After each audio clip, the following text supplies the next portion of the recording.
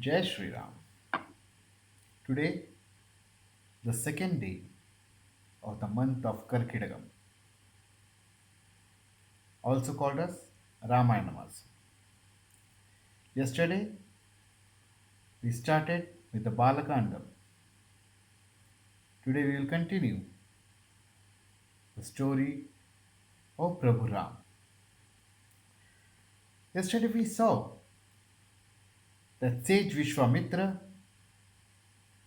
had arrived at Ayodhya and requested Raja Dashratha to allow his son, his beloved son, Rama, to accompany him to fight and defeat the two demon Rakshasas, Maricha and Subahu. Hearing this request, Raja Dashrata was surprised. Let's hear it out what he said. Dashrata is stunned. He remains dumb for a while. Then he gathers up the mind and stammers. Oh, sage Vishwamitra, Rama is hardly 16 now. He is too young and inexperienced to combat the Rakshasas. I shall, with my army behind me, undertake to protect the purity of your sacrifice. Cast off all anxiety on this issue. At the same time, I implore you to abandon the thought of risking Rama's valor against the Rakshasas. Vishwamitra now poses anger, which was formerly his wont. In measured voice he pronounces, so you go back from your promise? It is unworthy for a descendant of Raghu. Ikshvaku line has not to this day deviated from the path of Dharma. But you prove yourself now false in promise. Your act portends evil to your house. I return foiled in my mission. You live long fondling your sons. That was a curse Sage Vishwamitra had given. This development created tension in the minds of the assembled great ones. For the displeasure of Vishwamitra foreboded evil consequences. A holy man never asks for anything for himself. His demand is ever for public will. When that is denied, woe unto the denier. Vashishta knew of this and so he intervened in this assembly. Rajaguru, sage Vashishta was already sitting there. So he intervened. He calmly put to Dashrata that a righteous man never broke a pledge. All merits melted away from his who went back upon his word. Secondly, Vishwamitra was not an ordinary sage. He was not an ordinary rishi. He was the embodiment of prowess. Though he could easily safeguard his sacrifice, he sought the service of Rama in order to give him training in the great work for which he was born. No evil whatsoever would befall Rama. The council clarified the understanding of the king. He humbly submitted to Vishwamitra that he would surrender Rama and his counterpart Lakshmana for the contemplated holy task. The two princes were brought in before the august assembly. They looked more like celestials than human lads. That is the aura of Bhagwan Ram. And along with Bhagwan Ram, all his brothers had this aura. So when they were brought to the assembly, this aura passed on to all the people who were sitting in the assembly. Presently, the queen mothers also came in. The father charged the sons with the duty fallen to their lot. The sons received it reverentially. Then they prostrated before the mothers. The father the father preceptor Vashishta, before the prospective preceptor Vishwamitra, and before the other elders. That is the beauty of Sanatana Dharma, where the young prostrate before the elders, depending on the hierarchy.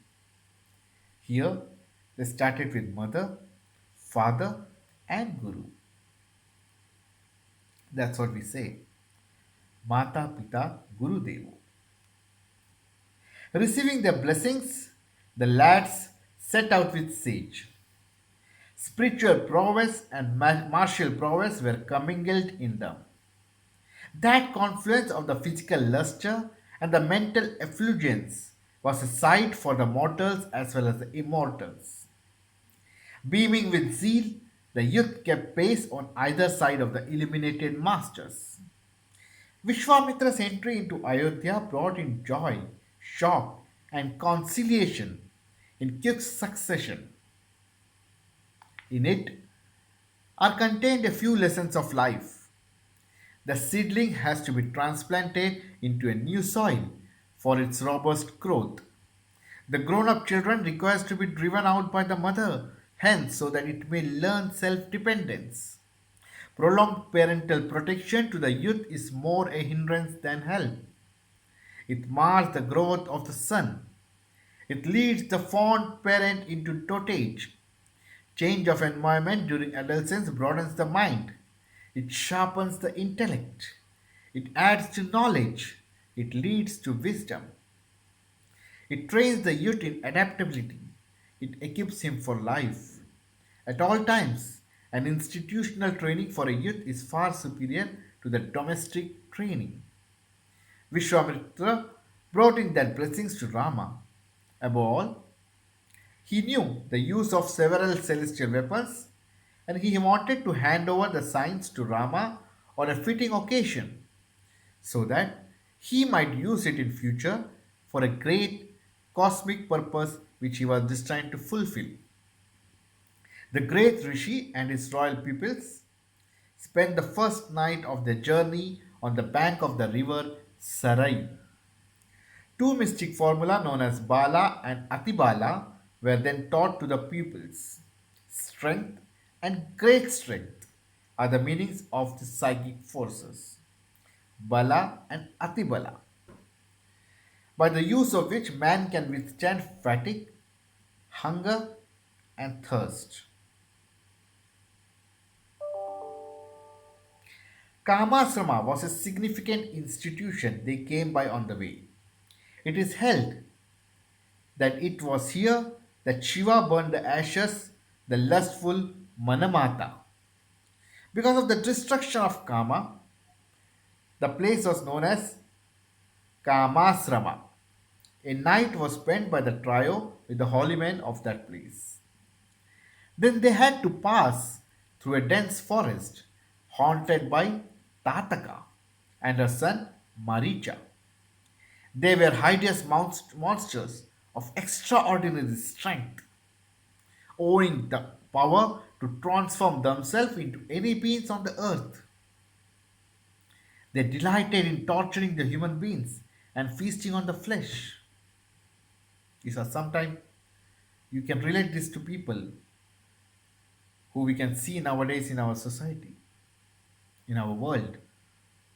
People who are inhuman, who does not think twice before killing another. This demons were certainly like this. They delighted in torturing the human beings and feasting on their flesh. People therefore dreaded entering that region. Gaining access to it, the sage said, Rama, I have purposely brought you here. This Tataka is to be done away with, and you are the person divinely commissioned to do it. Do not hesitate thinking of it improper to kill a woman. This code applies only to civilized society. The question of sex does not arise when encountering monsters and ferocious being. This is very important. The question of sex does not arise when encountering monsters and ferocious beings. They are to be exterminated in the interest of the good. That's what we have to practice in today's world. We have to destroy, decimate, and defeat the evils of the society. They may be in any form. They may be under any grasp of any religion. If they are performing adharma, then yes, they ought to be defeated and destroyed. Only then dharma will establish. And that's what we see here. So here, Sage Vishwamitra tells Rama to defeat, exterminate in the interest of good. Who's good? The good for the society, the good for normal human beings, the innocent human beings. Because only then the goodness will prevail in the society. Nice, normal, innocent people can survive in this society. Provoke the demon into antagonism and vanquish her. Rama responded. He strung the bow and twanged it. Startled by the sound so created, the denizens of the forest dashed out headlong in confusion in different directions. The demoness Tataka burst out of her den, enraged by this disturbing noise. She rushed towards the locality from where the challenge emanated. Spotting out the three figures that were responsible for the intrusion, she resolved to chew them up like dessert after dinner. As she swooped down, Rama's shaft, the messenger of death, met her way in the sky and pierced through her heart. The monster thudded on the ground like a huge mound of flesh and bones as blood was gushing out. And this was Rama's maiden conflict with the cruel. The master congratulated him with a warm embrace. In the destruction of Tataka, the terror was removed from the otherwise invitingly dense and delightful forest. While on the way, the warriors sage Vishwamitra taught Rama the signs of many super powerful arms, the way of invoking them into action, the way of making use of them both for offensive and defensive purpose, and the way of revoking them. Rama, in his turn, taught them all to Lakshmana. Unlike the modern mighty material weapons, these were all mystic weapons, unfailing in the hands of a worthy person. Vishwamitra's selection of the student is in itself an indication of the profundity of this science. Finally, the preceptor and the pupils arrived at Siddhasrama, the holy abode of the farmer. The inmate rishis were happy at the successful mission of the Maharishi, for it was not easy errand of obtaining the service of the son of the monarch Dashrata for the defense of the hazardous yajna. The Rakshasas were bent on polluting it and making it ineffective. Again, we can draw parallels to the current situation. How evil forces are obstructing, putting hurdles in our day to day life to lead a life of happiness, peace.